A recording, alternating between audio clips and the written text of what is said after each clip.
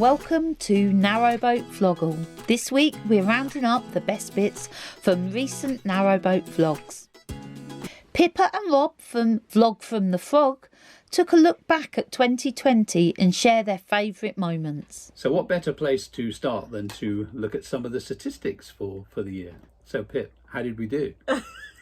We did 281 miles, 296 locks, which I think I did the majority of those, 32 swing bridges, some electric, some not, and 8 tunnels. Anyway, here we go. Here's a look at 2020.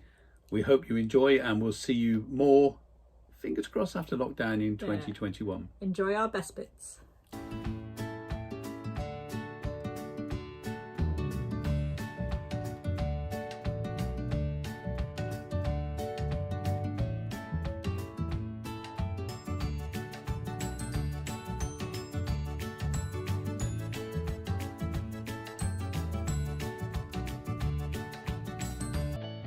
Even though the boards were amber, the Thames was still a real challenge most of the way to Oxford, and we were really pleased to have Marlena and Wolfgang as our companions on that route. Following on from having the gearbox repaired, Sasha had an issue with a leak from the stern tube. You can see here the stern tube is actually dripping water, like I said in the previous vlog.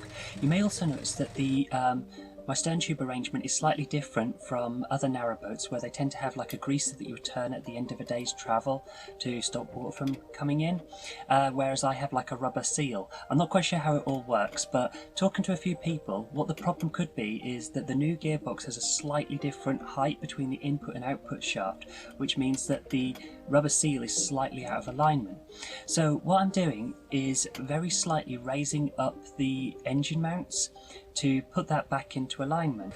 Now, as you can see, the dripping has definitely slowed down, but it hasn't quite cured it just yet. So what I'm doing here is just quickly going over exactly what I just done again, but just to take it just a few more millimeters higher, just to hopefully get that all corrected. Now, as you can see, it looks like we've stopped the leak, so fingers crossed that that's now all back in alignment, and hopefully it'll stay there. But this is something I'll obviously keep an eye on over the next few weeks.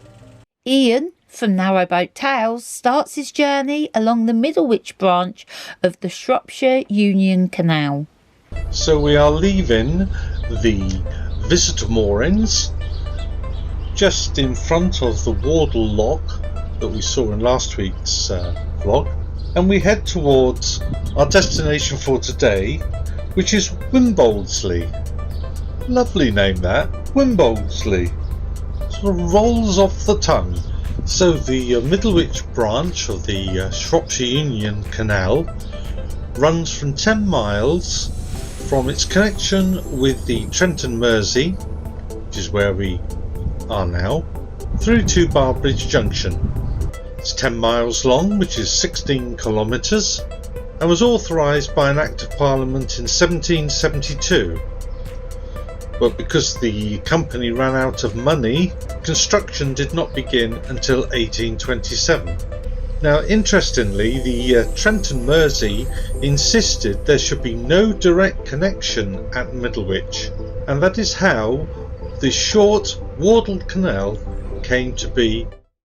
Life aboard Amy Jo are held firm in Tattenhall Marina due to icy conditions. This week they give us a lowdown on Fenders. Yes, it's back by popular demand, and this is our non-boater section where we give non-technical, simplified advice on all aspects of narrowboating. And it's this week it's the turn of fenders. There are 3 main groups of fenders: bow fenders, side fenders, and stern fenders.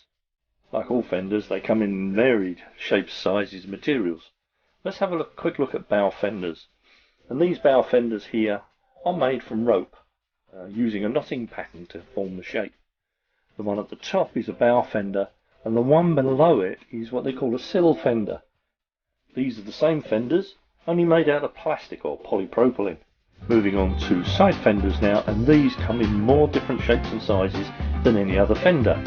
This particular type is a thin plastic fender. One of the more common types of side fenders are the rope side fenders. And finally, stern fenders. which is a cylinder made with 2 cores and bound with rope on the outside. And this one, which is a more traditional style of stern fender used by older boats, called a tip cat and button.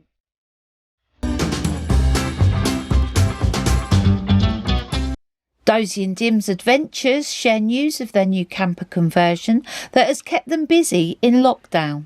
We've got a camper van! A van that's now a camper van. It was a van and Dim's made it into a camper van. In late 2017, early 2018, I was diagnosed with breast cancer and I had chemotherapy, radiotherapy. And I know it's a cliche, but it makes you think, doesn't it? It does make you stop and think. Life is not a rehearsal, another cliche, but it's true.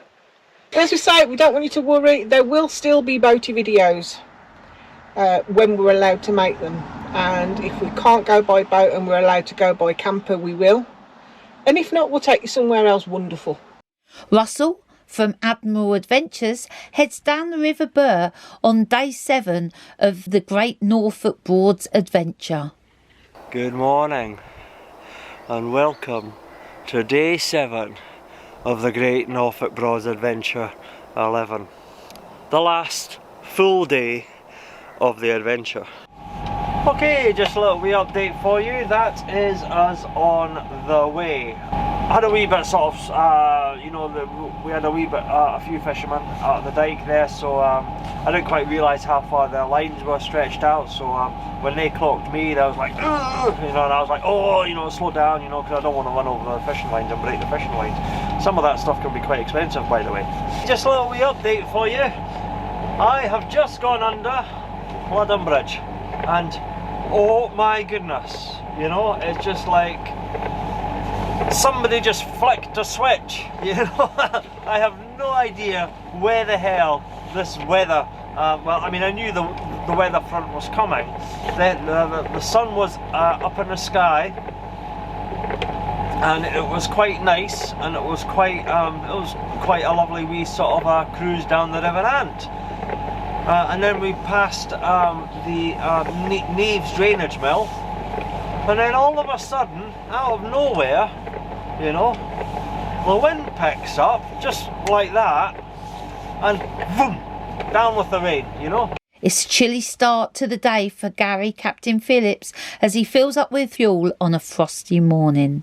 No sign of any ducks out there, but I'm going to put the bread out. At least they can come and get some food when they feel like it. Poor little things. I'll get some up there we go. Hello. No doubt the ducks will spot them. There you go. So just taking chugs round, as I say, top her up with fuel. I think there's another boat going round there, I've just been informed. So you can get 2 boats in there, so no problem. Just cracking a little bit of ice.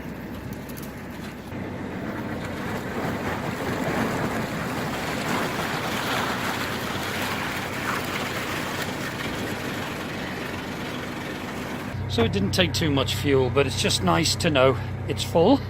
So I'm going to get some more electric as well, and then we're ready no matter what the weather brings. Join us next week for another Narrowboat Vloggl.